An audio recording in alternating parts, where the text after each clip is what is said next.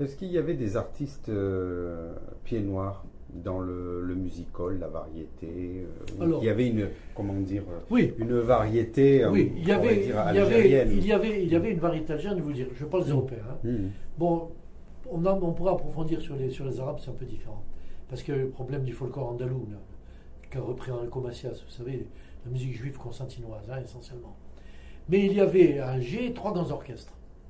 Un grand orchestre qui était Lucien Attard, qui a continué une carrière en France assez importante. Il y avait Luc Istaroué, celui qui a été tué à l'attentat du casino. Et il y avait Marcel Elena, qui vient de mourir. Marcel Elena, qui étaient trois grands orchestres. Mais pour l'histoire, donc, ils trustaient toutes les grandes fêtes. Hein. Mais il y avait également, dans les petites villes, il y avait également des orchestres. Mais en variété pure, il y avait Jacques Bedos, qui avait créé un personnage de musical qui s'appelait Good Bibine, qui habitait un pays qui s'appelait la cuisine Trou des Offres. Vous aimez ça, moi ça me... Et puis il y avait donc Jacques Bedos, son neveu, Guy Bedos. Et il y avait des personnages, des artistes, qui ont fait des grandes carrières, découvertes par des artistes métropolitains. Il y a le cas d'Armand Canfora. Armand Canfora, c'est celui qui a écrit cette chanson célèbre à l'époque, qui était Salade de fruits, qui avait repris Bourvil. Salade de fruits, jolie, jolie, c'était Armand Canfora. Armand Canfora était pianiste chez Lucien Attard. Mick Michel, qui maintenant est inconnu, mais qui avait... Mick Michel vient, et c'est d'autant plus fort pour Armand Canfora, c'est que Mick Michel était homosexuel. Et elle s'est amourachée d'Armand Canfora. Elle l'a pris avec lui, et elle l'a amené en France avec lui, où il a fait une immense carrière. Les deux films qu'a fait avec Mick Michel, il fait son pianiste dans les films. C'est Armand Canfora, hein, qui a été vraiment des... Et puis il y avait les grands artistes de cinéma, originaires d'Algérie. Un des plus célèbres, c'est Pierre Blanchard. Pierre Blanchard, qui était Philippe Villois, et que j'ai eu la chance de voir à 2-3 reprises, parce que mon voisin de palais, M. Cachot, c'était un ami d'enfance à lui, à Constantine, et chaque fois qu'il venait à Philippeville, il venait voir son copain. Donc, et j'ai eu, alors là aussi l'aventure, il a eu une fille, Pierre Blanchard, qui s'appelait Dominique Blanchard, qui a fait qu'un grand film, c'est Le Mayerling avec Jean-Marie, en noir et blanc. Et alors évidemment, moi j'avais 10 ans, 11 ans, et je vais un jour chez M. Cachot, qui est mon voisin, mon directeur d'école, mais mon voisin de palier, et puis je jouais avec... et il y avait Dominique Blanchard, qui à l'époque était une vedette, qui avait la vedette, la grande affiche. Et elle me dit, oh, qu'il est mignon, tout frisé, blanc. Elle me dit, mignon, tu iras faire, puis elle m'embrasse. Le lendemain, à l'école, il y a Dominique Blanchard qui m'embrassait. Allez, va, tu es un bluffeur. C'était vraiment génial. Mais il y avait donc ça, et disons que, bon, on a eu par la suite, comment il s'appelle, j'oublie toujours son nom, là. François Fabian. Il y a Marlène Jobert.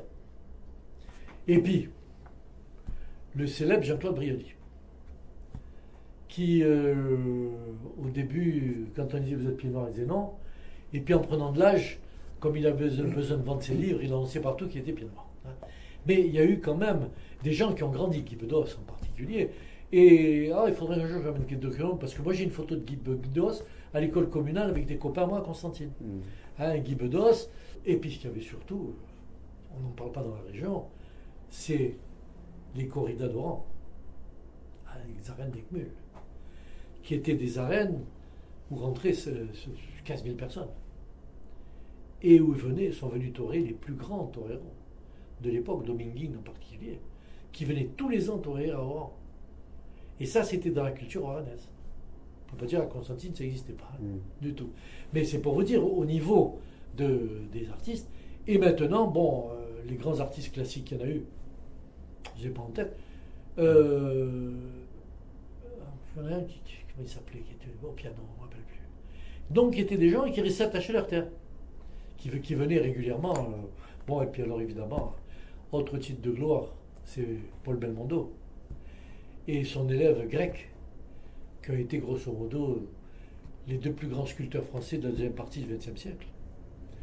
et qui était Belmondo, Paul Belmondo, qui était un homme merveilleux. Et j'ai eu une chance énorme quand on faisait Antibes, quand on a créé Antibes, les journées des artistes, ceux qui font tout le temps tous les ans Antibes. Là. J'étais un créateur et Paul Belmondo était encore en vie. Il était venu comme invité d'honneur à la deuxième manifestation. Et on a mangé ensemble, j'avais mangé avec lui. Et ce qui m'avait amusé, c'est que, évidemment, moi je connaissais Belmondo. Paul, je l'avais connu avant Jean-Paul. Parce que pour revenir à Bab el-Oued, Paul Belmondo avait fait, à l'entrée de Bab el-Oued, la cité. C'est Mayedine, je crois, oui. Ou l'autre, je ne me rappelle plus. Cité du Bonheur. Il avait fait un groupe de 6 chevaux qui faisait en longueur 2 fois et demi la pièce, là, vous voyez, qui était à l'entrée de la cité. Et quand j'allais à Alger avec ma grand-mère, je disais toujours, on va aller voir les chevaux à Belmondo. Parce que les chevaux à Belmondo, c'est les chevaux à Belmondo. Et donc j'aurais les chevaux à Belmondo. Et quand le fils a commencé à faire du cinéma, j'avais pas fait le rapprochement. Et c'est après que j'ai fait le rapprochement, était le fils et le père Belmondo, qui était pied noir. Hein. Il disait toujours, mon fils, c'est un traître, parce qu'il est pied noir comme les autres, il est né par accident à Paris.